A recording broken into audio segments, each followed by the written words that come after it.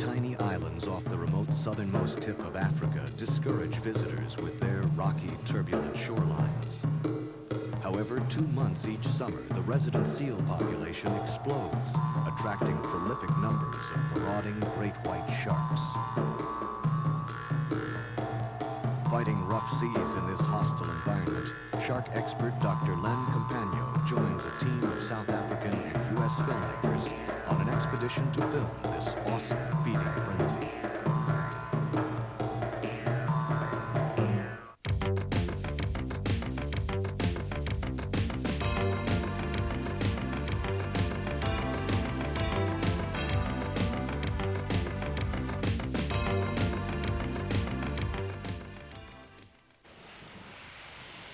The Cape of Good Hope, at the southernmost tip of Africa, the meeting point of the South Atlantic and Indian Oceans.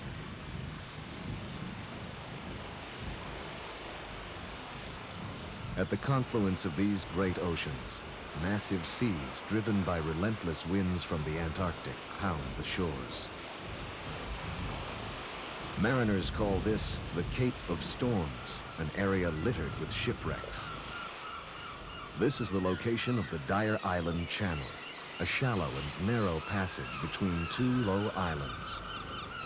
During summer in the southern hemisphere, the weather is more moderate, the seas relatively calm. Because of the many submerged rocks, piloting the boat requires extreme care. Because of this narrow channel, the boat can't maneuver all that well. And it gets quite bouncy, very uncomfortable. Here, a small shark research group has assembled to tag and film the white sharks.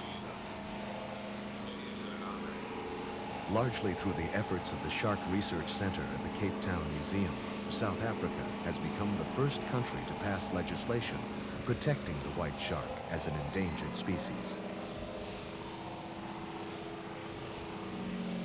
To obtain information about white shark behavior, the research unit has been tagging and filming the great fish for over a year. Dr. Leonard Campagno, head of the Shark Research Center, has been at the forefront of white shark research for many years. Dyer Island is located along the southeastern coast of South Africa. A low-lying fringe of rocks, it is the mating and birthplace for thousands of Cape fur seals. Each summer, hundreds of seal pups are born, and for the first time enter the sea. Slow-moving, they are easy prey for the sharks, which lurk close by the rookery.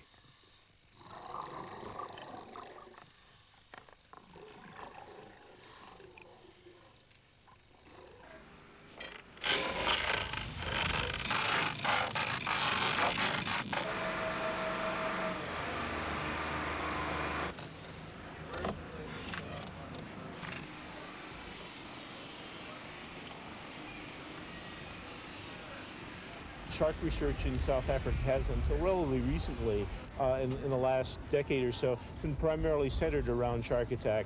So not much has been done about actually trying to study the white shark as a biological organism, as well as an organism that is potentially endangered by people's activities. We sort of pride ourselves on being a low-budget research organization. We've essentially pared it down to the minimum, have existed from hand to mouth, but nevertheless are in my estimation, doing some pretty good stuff. We're beginning to find some answers. Okay, Wes, you're going to be in a cage on your own, okay? You have to signal to us to tell, so we can tell you which way you want us to pull the baits. If there's a problem in the cage, give us a distress signal. We'll bring the cage towards the boat. Pass us your weight belt first, and then we'll help you out. The 2 of you that are in the cage on your own, same applies. Wes Skiles, a professional cave diver from Florida, and the other divers hurry into their gear. Before the crew puts a chum mixture in the water, a 15-foot white shark swims near the boat. There's that shark.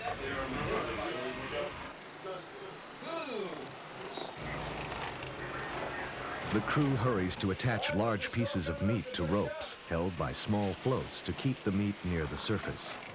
Once the shark has bitten the bait, they can pull it towards the boat for filming.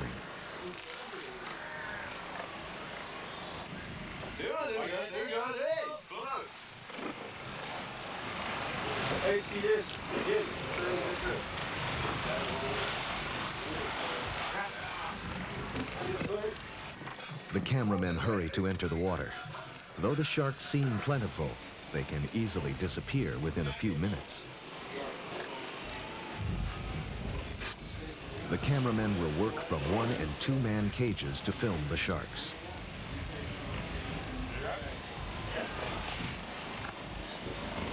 I'll need the film camera first and then the video camera. Heavily laden with gear, the divers wear a buoyancy compensator that can be filled with air to help float the weight of their cameras, tanks, and lead belts. Wes uses a 16mm underwater film camera, and today will shoot from the 1-man cage. He has added a rear-view mirror for safety. As Walt Stearns, an American photojournalist, prepares to enter the second cage, another large shark approaches the floating bait.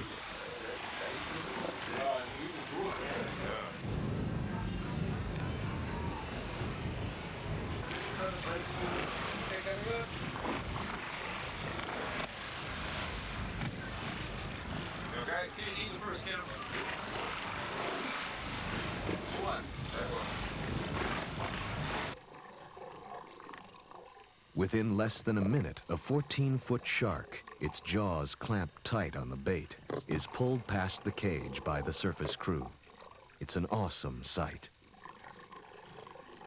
Then suddenly, from the opposite direction, another white shark approaches from out of the gloom. For a second, shark and diver confront each other eye to eye.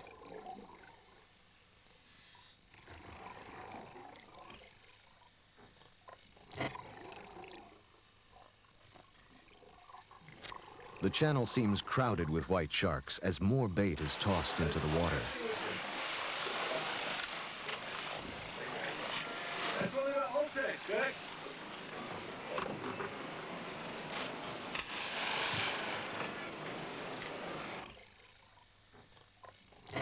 Trailing blood through its gills, the great white collides with Wes's cage, knocking his light meter from his hand and sending it to the bottom of the channel. Seemingly more concerned for his light meter than his safety, Wes leaves the cage and swims to the bottom to retrieve his meter.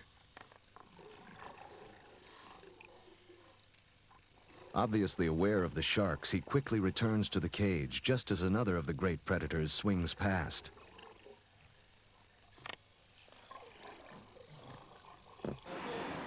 Over the years, Compagno has noted a decline in the white sharks worldwide. Yet at Dyer Island, there is still a reasonable white shark population. Dyer Island has, among other things, a big seal colony, which you can see right off on one side. And it also has a very large penguin colony with about 20,000 penguins. It has an aquarium atmosphere about it. There's a lot of fish here. There's a lot of seals. There's a lot of, there are other sharks. There are birds. To the white shark's viewpoint, almost a white shark supermarket.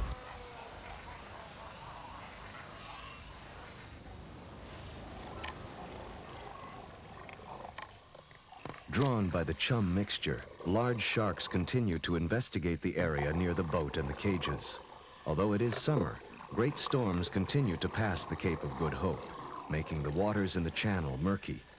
Yet before the day is over, the men will record 9 great white sharks on film.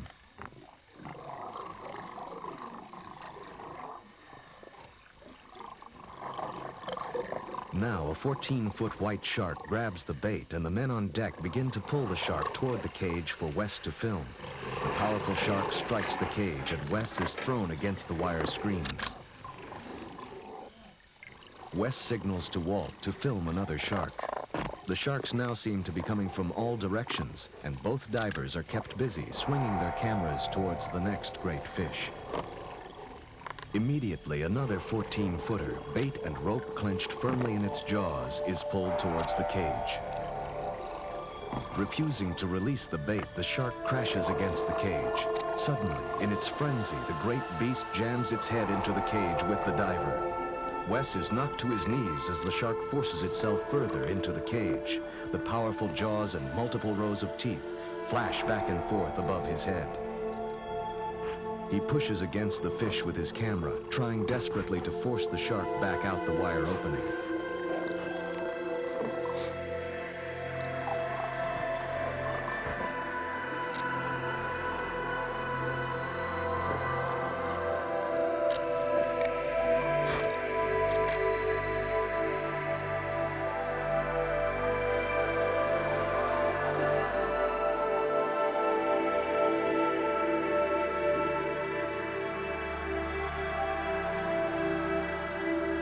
Free of the cage, the shark swims away.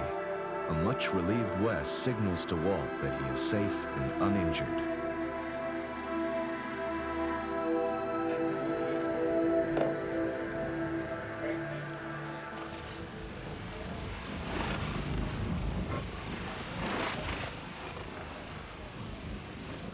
Unhurt and amazingly calm after his exciting and dangerous encounter, Wes is elated.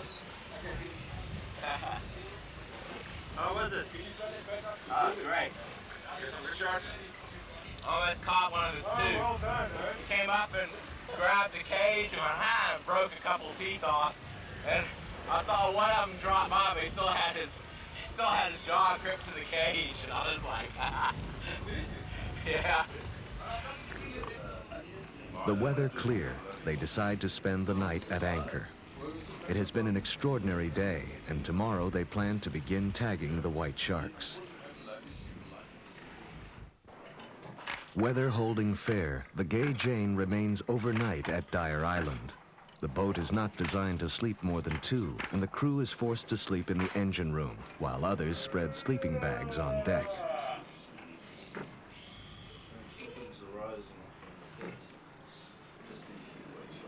Good morning, gentlemen. Very good.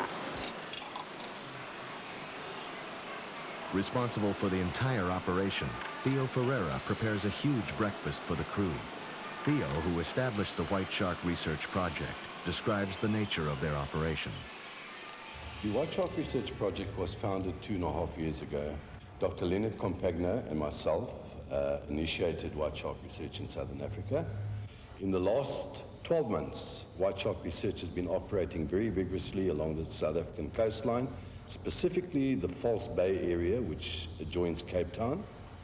And the area that we've been concentrating on very extensively in the last 6 to 12 months has been the Dyer Island area, where we have been doing a national color-coded tagging program and population dynamics very successfully.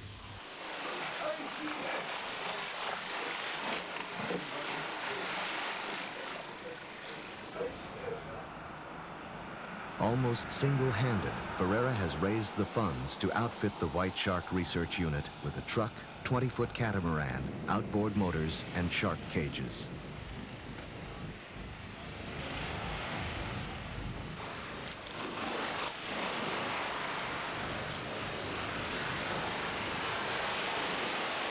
Responsibility for the Marine unit was assigned to Ferreira's son, Craig, who is now in charge of all the shark tagging efforts.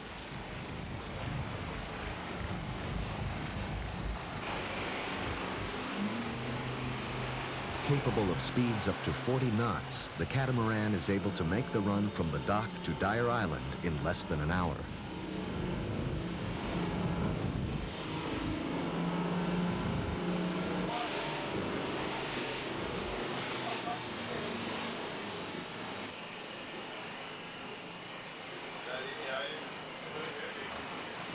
Arriving at the Gay Jane, anchored in mid-channel, they offload the cameras, cases of film stock, and diving gear.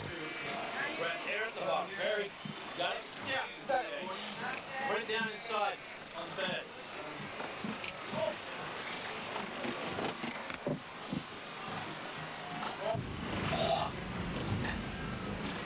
As the divers prepare to enter the water, white sharks are already attacking the bait.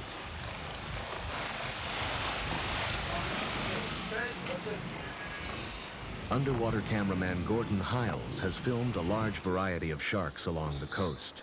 He is in great demand by producers of TV commercials and documentaries, and has come on this trip at the request of South African television.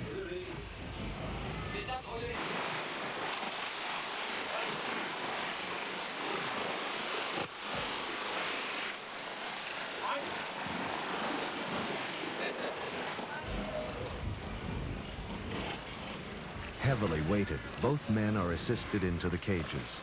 With enough film loaded to shoot continuously for 11 minutes, the cameramen will roll short takes as the sharks swim past. Even on days when there are many sharks to film, they may have to stay in the cold water for over an hour.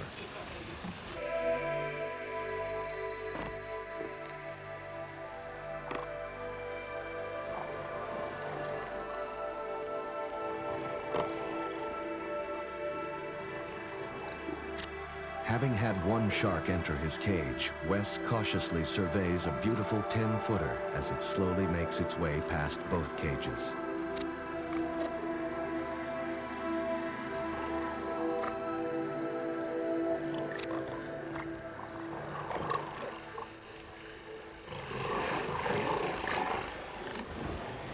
Mike Hughes, the dive master, pulls hard on the bait clamped in the jaws of a large shark, trying to direct it toward the cameramen below. Unwilling to release its hold, the great fish slams its powerful tail against the camera cage, nearly knocking Gordon off his feet.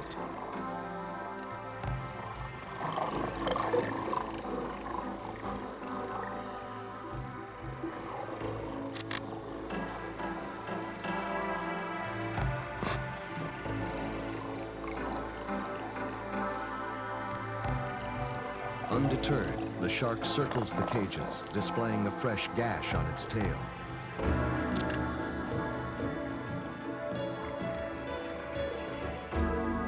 Now the sharks are coming from every direction.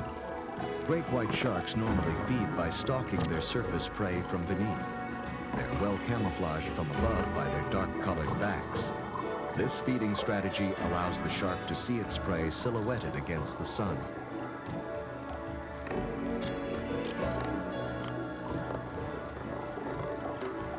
Before the day is over, the men film 8 sharks and are exhausted from the strenuous activity.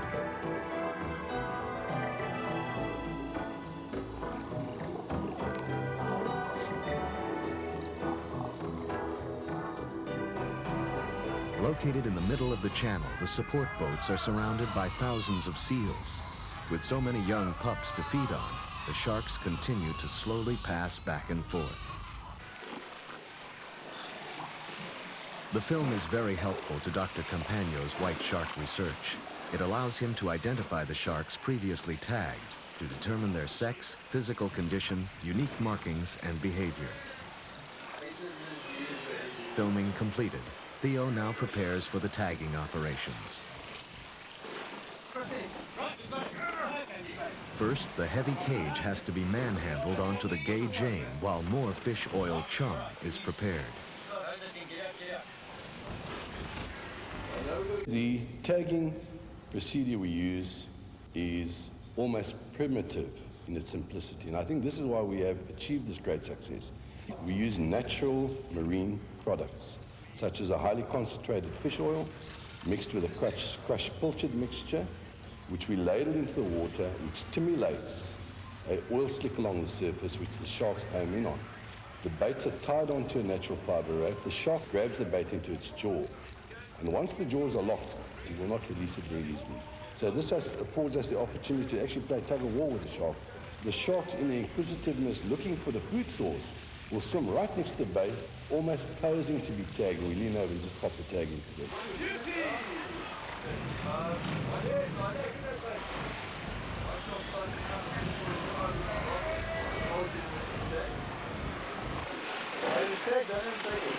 Hour after hour, the crew tosses the bait and then pulls the sharks toward the boat where Craig Pereira is waiting to insert the small metal clip and plastic tag. Craig's assistant records the number of each tag, the date, location of tagging operation, sex, distinctive markings, and other pertinent information.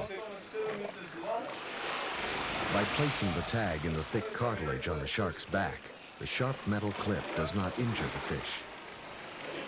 What we do is just slip it into the slot over here.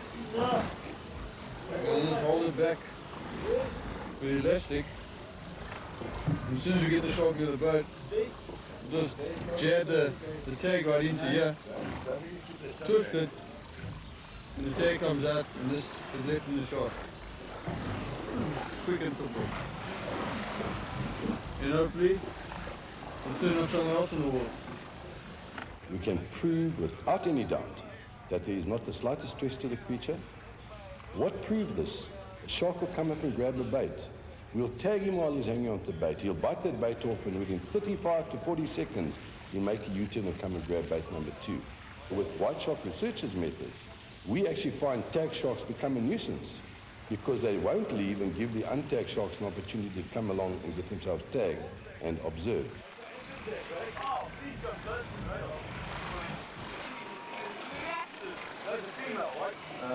Now put your, okay, put the tag number, 88.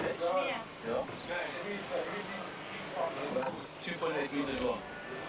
We've been able to tag upwards of 70 of them, and we may have seen as many as 100 different individuals. With this sort of tagging, visual tagging, you don't have to kill the animal to recover the tag, and so other people can gather the same information. The tags are designed to be easily read, and so if one of these white sharks turned up alongside a diver or a fishing boat or whatever and the like, the tags have a simple code, but it's simple enough and large enough and conspicuous enough to be easily read.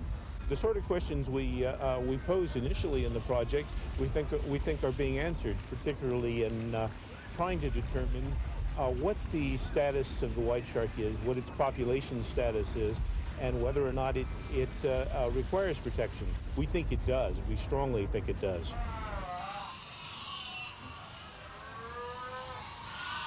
Threatening to live up to its name as the Cape of Storms, the weather begins to turn sour, and Ken and Theo decide they had best head to port as fast as the Gay Jane can go.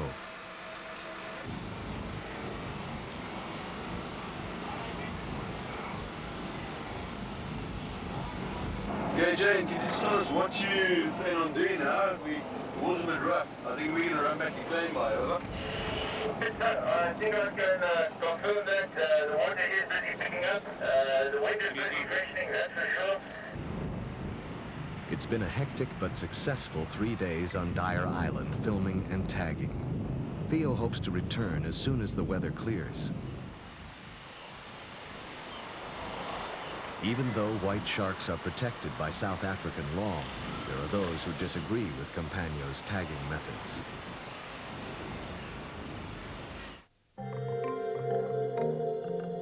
Two hours east of Dyer Island lies Gansbaai, a small fishing village and harbor near Cape Agulhas, the southernmost point on the African continent. From this tiny port, Trail Whitten, a commercial fisherman, has been providing the ultimate thrill for sportsmen, the chance to catch a great white shark using hook, rod, and reel.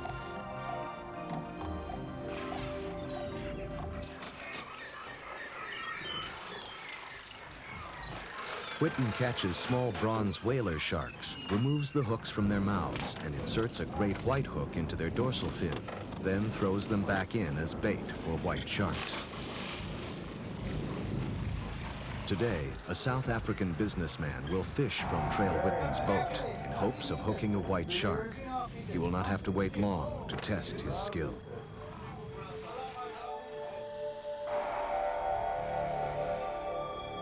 The great white shark is the descendant of an enormous prehistoric fish that roamed the world's oceans over 100 million years ago, one of Earth's oldest species.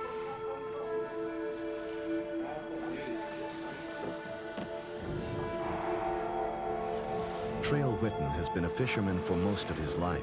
Now operating a sport fishing boat for hire, he takes paying customers out to catch the white shark, tag it, cut the line, and release it. A controversial technique because of the potential damage the steel hook can cause to the shark's vital organs.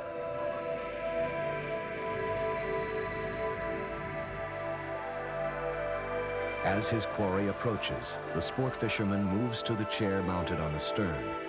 Trail attaches a harness around his waist and hooks it firmly to the reel.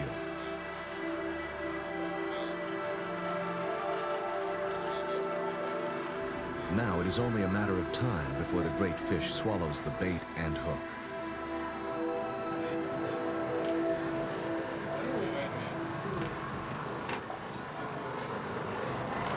He's there, man.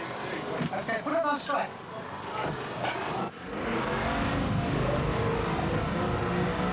Seeing the shark take the bait, Whitten pushes the throttles full forward. The angler sets the hook into the shark. Although the white shark is protected by South African law, commercial fishermen like Whitten defend their position of catching the sharks for pay because they also tag and release them.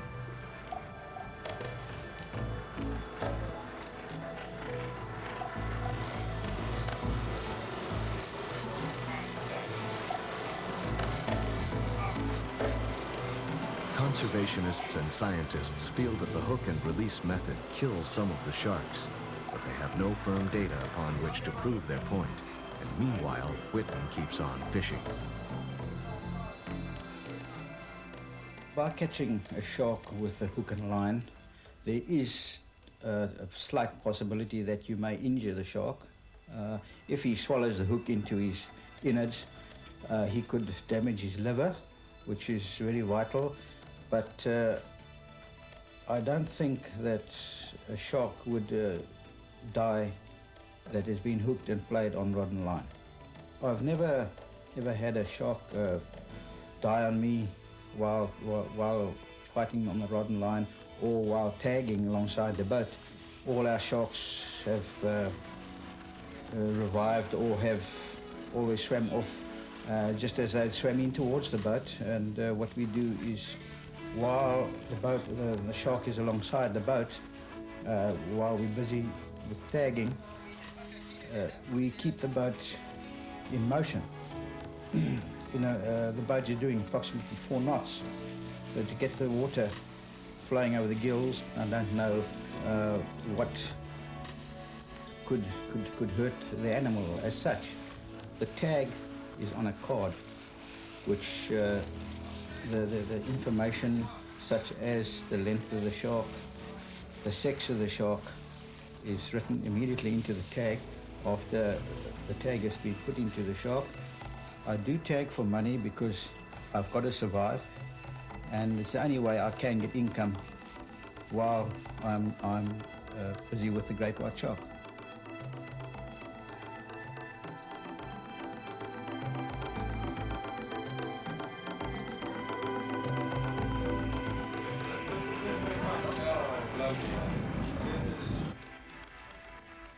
With the new law governing the great white shark, I am glad that the great white shark is being protected, but as I have been working with the great white for 2 years before the law came in effect and tagging great white sharks for research, I feel that by leaving me out of the tagging program is being very unfair. All I can see is that the way that that they went about to create the law, it was just done politically. The law banning the killing of great white sharks, I fully agree with. I would say that the recreational fisherman who spends millions and millions of rands in this country has got a right to be able to catch, tag and release great white sharks. I've tagged up until now 51 great white sharks, and I hear that Dr. Campagno has got a great white research unit going, and apparently he also has tagged a number of great white sharks. Weather clear, the Gay Jane is once again at anchor in the Dyer Island Channel. While the crew throws out meat hooked to small floats, others prepare the fish oil chum to be ladled into the sea. The white shark population around the world is believed to be endangered to such extent that the species could become extinct eventually. What we are doing over the next 4 to 5 years is going out, doing a concerted tagging program where we will eventually hit a point where more tagged sharks in relation to untagged sharks make their appearance. And at that point we can do a percentage factor and come back with a fairly accurate population dynamics report. There's a big one behind him. Hang on. Another one behind him. Yeah, that's why it's pulled out. There's a big one behind him. I don't know. There must be something behind him. That's why it's pulled. Boy, there it goes. Yeah, I'm going to go in. Want to come in? Small white shark. Pull. Pull. Is this that thing? Pull, pull, pull, pull. I know it is. That's right. Is that big one again?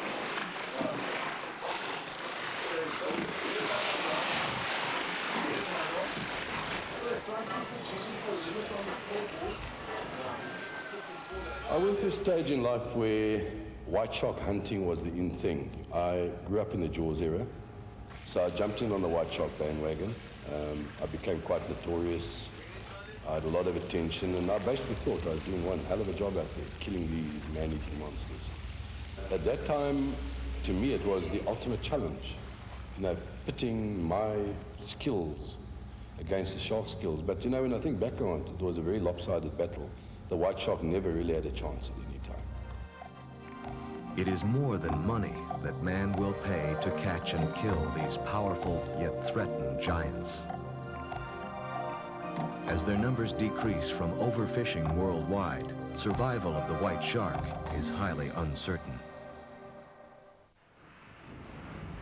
The Department of Nature Conservation maintains a small research station at Dyer Island, where a park ranger lives year-round. Even in summer, great storms from the Antarctic send massive waves crashing against the shore.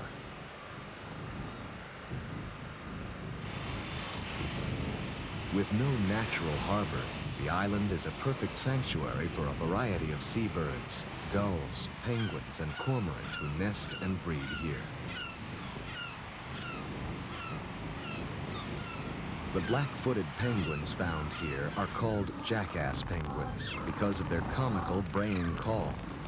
These were the first penguins ever seen by Europeans, as reported by Portuguese explorer Bartholomew Dias in 1488.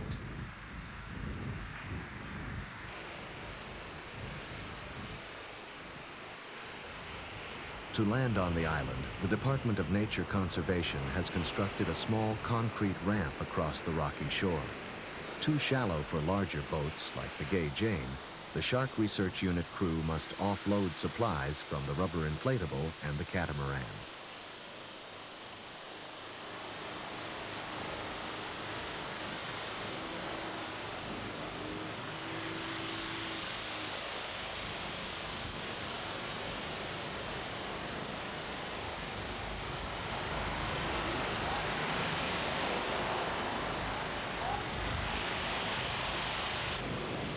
While piloting the catamaran, Craig Ferreira must be extremely careful not to be caught broadside to a wave and dashed against the rocks. The fiberglass hull of the catamaran could be easily damaged even in these relatively calm seas. The crew offloads the bedding, food, and other supplies for their 3-night stay.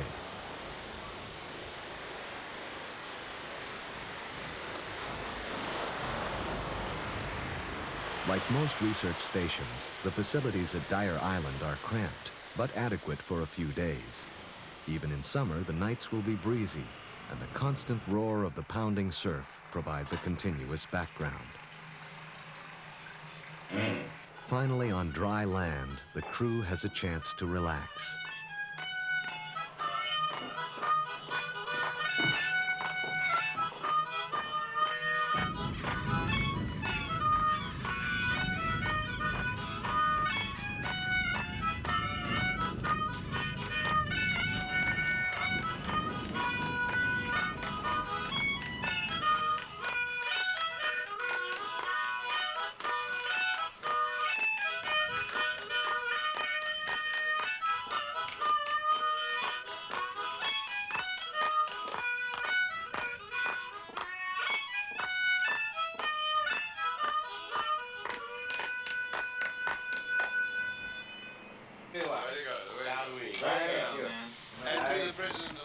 Each day begins the same, loading the cameras and dive gear for hauling to the Gay Jane.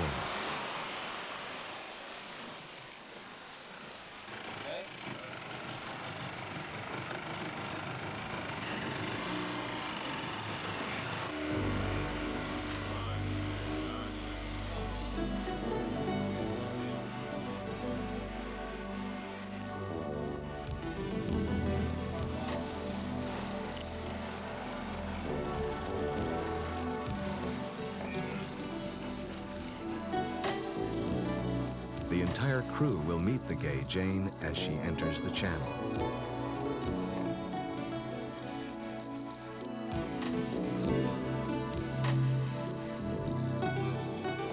Today, while Theo and Craig tag sharks from the larger boat, Wes and Walt plan to swim along the shore, hoping to film some of the white shark activity along the seal colony.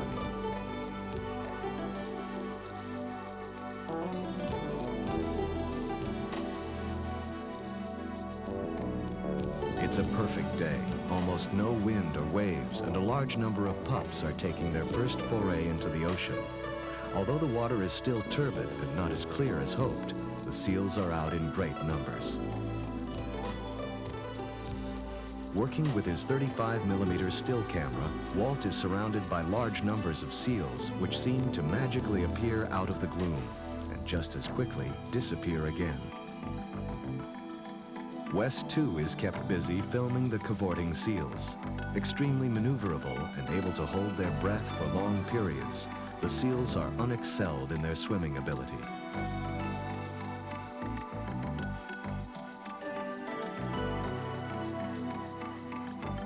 Moving closer to the shore to film the pups, Wes and Walt are the focus of much curious attention by the protective adult seals.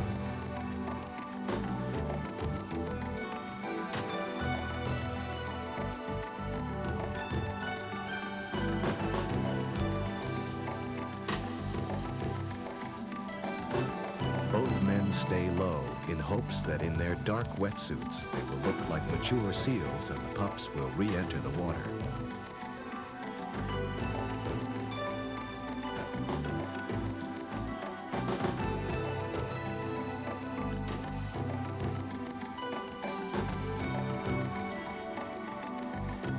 Wes is able to catch a pup swimming nearby and is rewarded with the thrill of holding a completely wild animal.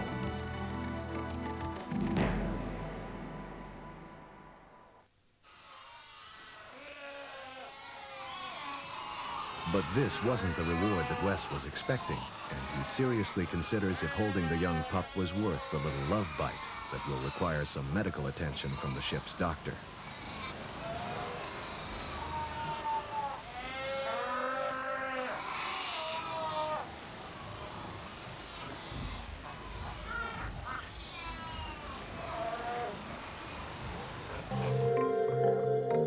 Returning to the Gay Jane, Wes has another encounter, this time with a large female seal. I was working up into a small, narrow crevasse area by myself, and I evidently startled a large mother seal, a seal cow, and we had an offensive. It literally faced off with me, and before I even knew it, I was brutally attacked by this seal. It came in on me, and I swung my face away, but it obviously got me in the arm quite good. So far, the score today is seals 2, humans 0.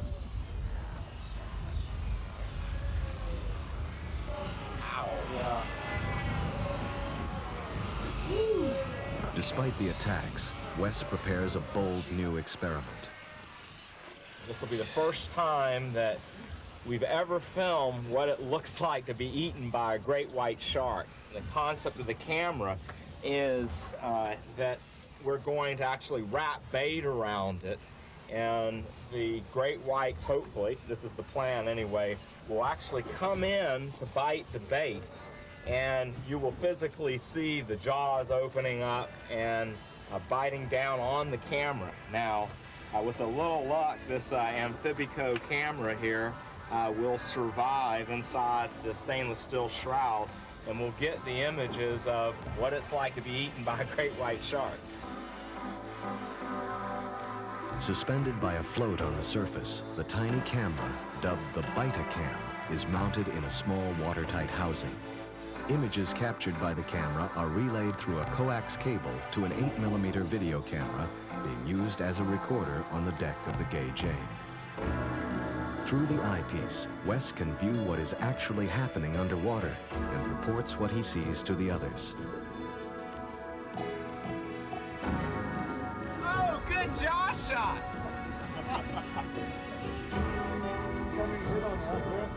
Here he is, straight on, good shot, good shot. Good jaw, he ate it, yes! Good bite. Good bite. Good bite. Oh, bring it up, bring it up.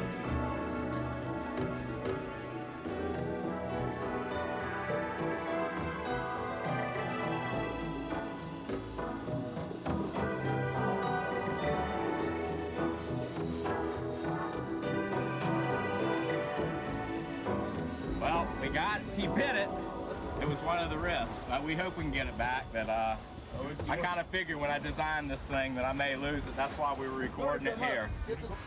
The men launch a desperate hunt to find the Betacam, which was severed from the cable by the shark. Oh, you know, in the frame, you can see the jaw open up, and he came down on it, and that was it. He took off, obviously, and this came disconnected, and the picture went away. Now Walt, Wes, and Mike decide to make a last dive, where they will leave the cage while the white sharks swim nearby. Posturing.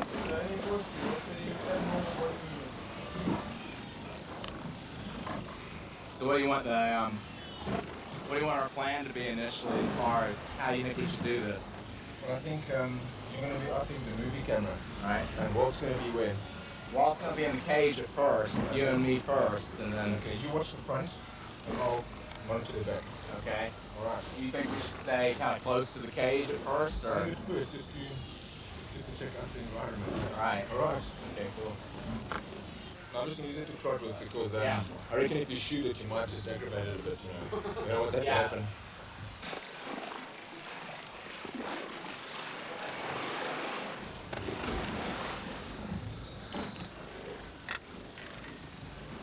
The white shark's very unpredictable. Visibility is not good at all. So they'll only come in view of the shark when it's very, very close to them. So they'll have very short reaction time if they've got to try and avoid or try and push it off. While Gordon Hiles films from inside the cage, Mike, Walt, and Wes wait anxiously outside the protection of the cage for the great white shark to appear.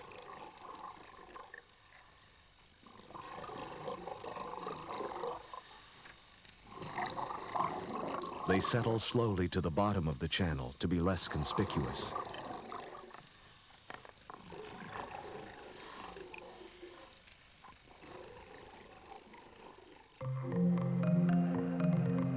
With infinite ease of motion, perfected over hundreds of millions of years, a great white emerges from the murky gloom.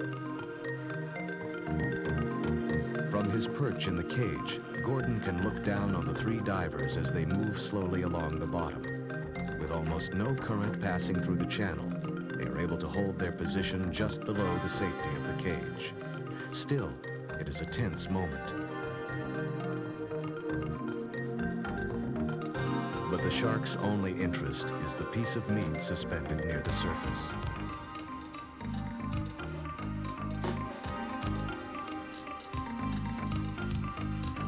A second shark emerges from the side and again passes near the cage, paying little attention to the men below.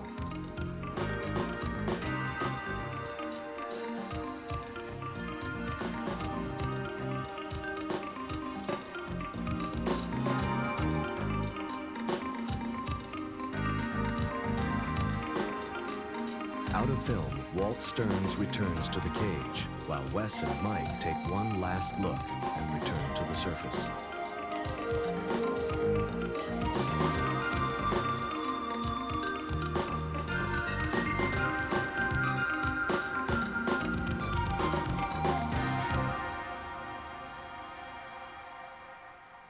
We saw him.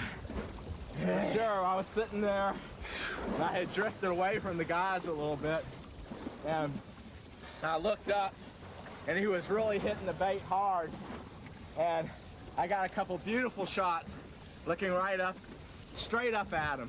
You didn't panic, you know, you just, well, there's a great white shark, you know, and that's it, but it was exciting. Fighting impossible conditions to carry out the work they believe so vital, the Shark Research Project continues their studies in hopes of revealing the secrets of the sea's greatest and least understood predator.